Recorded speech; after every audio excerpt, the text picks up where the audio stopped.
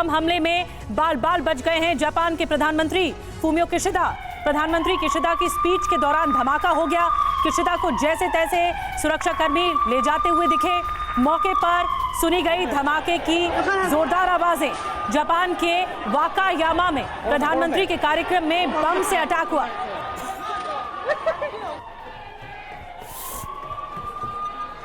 तो ये तस्वीरें देखिए कि जब अचानक मौके पर धमाके की आवाज सुनी गई तो उसके बाद फूमियो किशिदा को उनके सुरक्षाकर्मी ढकते हुए ले जाते हुए एक सुरक्षित जगह पर दिखाई दिए।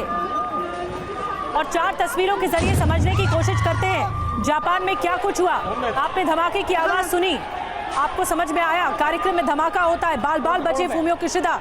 मौके पर अफरा तफरी का आलम रहा।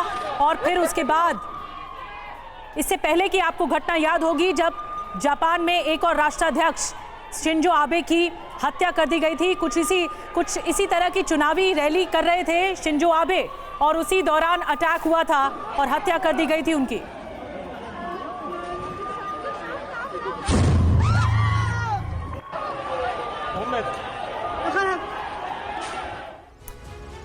तो आखिर ये स्मोक बम से हमला क्यों किया गया, क्या मोटिव था, क्या मंशा थी, ये सब समझते। लेकिन आप यहां पर देखिए, पहले शिंजो आबे पिछले साल ही उन पर गोलीबारी की गई जिसके बाद उनका निधन हो गया था। और अब फूमियो किशिदा, पूरी इंफॉर्मेशन आपके सामने। पहले आप इस तरफ आप आइए, यहां पर आप देखिए किस तरह से जैसे फूमियो किशिदा जिस कार्यक्रम में मौजूद थे वहां पर स्मोक बम से अटैक होता है, हमला होता है। और इसके बाद उनको जो सिक्योरिटी गार्ड्स हैं वो लेकर जाते हैं एक सेफ जोन में। जापान के वाकायामा में पीएम किशिदा का कार्यक्रम था जहां पर वो भाषण दे रहे थे।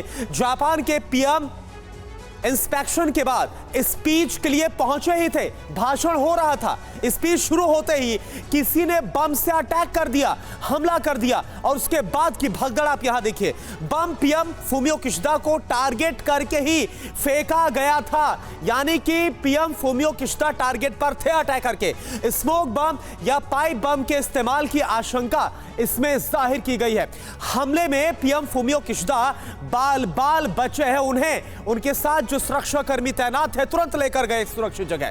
सुरक्षाकर्मी किशिदा को जैसे तैसे लेकर वहां पर जाते हुए नजर आए हैं ताकि किसी भी क्षति से बचाया जा सके। मौके पर मौजूद लोग जान बचाकर वहां पर भागते हुए भी आपको नजर आ रहे हैं। एक भगदड़ मच गई। अब इस पर हम बात करते हैं। मेजर जनरल हमारे साथ जो खास मेहमान है उनसे आपका तारुफ करा रहे हैं। मेजर जनरल जीजी द्विवेदी सर हमारे साथ एज अ रक्षा विशेषज्ञ।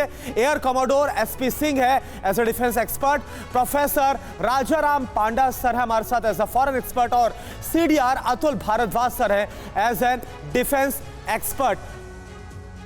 और टोक्यो से हमारे साथ इस पर और बात करने के लिए धर्मेंद्र कुमार जी भी जुड़ेंगे। आपके पास आएंगे धर्मेंद्र कुमार जी, लेकिन मैं जीजी द्विवेदी सर आपके पास रुख कर रहा हूं। यह स्मोक बम से हमला करना और 2022 में चुनावी कार्यक्रम में जो पूर्व प्रधानमंत्री हैं जापान के शिंजो आबे, उन पर गोलीबारी हुई थी, किस तरह से वो घटना और अब इस घटना को आप देख रहे हैं और स्मोक बम से मोटिव क्या नजर आ रहा है? देखिए, सबसे पहले तो ये बहुत दुर्भाग्यपूर्ण घटना है और इसका पूरा खंडन करना चाहिए।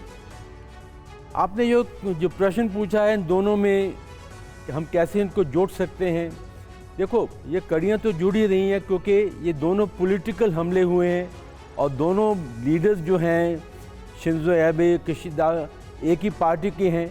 तो इनमें काफ़ी जो पॉलिटिकल मतभेद हो सकते हैं, पर 2 चीज़ें बहुत ज़ाहिर हैं। जैसे पिछला हमला भी हुआ था शिंजो आबे पर, तो वो एक लोन वुल्फ हमला था, यानी कि वो इंडिविजुअल हमला था, कोई ऐसे प्लान ग्रुप का हमला नहीं था। तो ये मतभेद का हमला था।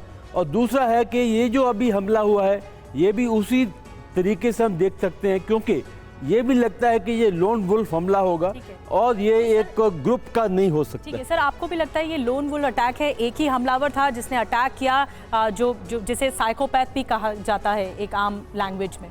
देखिए, अटैक अभी तो पूरी जब तक रिपोर्ट नहीं आ जाती तब तक इसके बारे में कहना मुश्किल होगा कि दोनों को कंपेयर करना भी मुश्किल होगा। बट एक चीज़ बहुत साफ दिख रही है कि जापान ही क्यों, हाँ, एक चीज़ साफ दिख रही है कि जापान में अब इंटरनल डिस्टर्बेंसेस बढ़ रही हैं, जो कि पहले हम नहीं देखने को मिलता था। जापान से हमको कोई न्यूज़ ऐसी नहीं मिलती थी कि वहाँ पर कोई और डायरेक्ट प्रधानमंत्री के ऊपर अटैक, ये बहुत बड़ी चीज़ मानी जानी चाहिए, क्योंकि ये जो फोर्सेस हैं जो अलगाववादी फोर्सेस जो जहाँ पर भी हैं या काउंटर पॉलिटिकल फोर्सेस जो वहाँ पैदा हो गई हैं, वो क्यों इतनी प्रभावी हो गई हैं इस प्रकार से। तो ये जानने की बहुत ज़रूरत है। अभी इस पे इन्वेस्टिगेशन होगी, जांच होगी अभी। जांच के बाद कई सारी चीजें आएंगी, लेकिन एक फैक्ट तो ये है कि हमला हुआ है और प्राइम मिनिस्टर पर हुआ है।